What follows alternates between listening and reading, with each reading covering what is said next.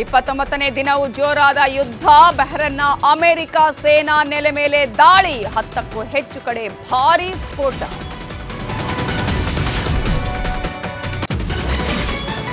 ಸೌದಿಯಲ್ಲಿ ನೀರಿನ ಘಟಕಗಳ ಮೇಲೆ ಅಟ್ಯಾಕ್. ಟೆಲ್ ಅವೀವ್ನಲ್ಲಿ ಓರ್ವ ನಾಗರಿಕ ಸಾವು. ಟ್ರಂಪ್ ಎಚ್ಚರಿಕೆಗೆ ಬಗ್ತಾ ಇಲ್ಲ ಇರಾನ್.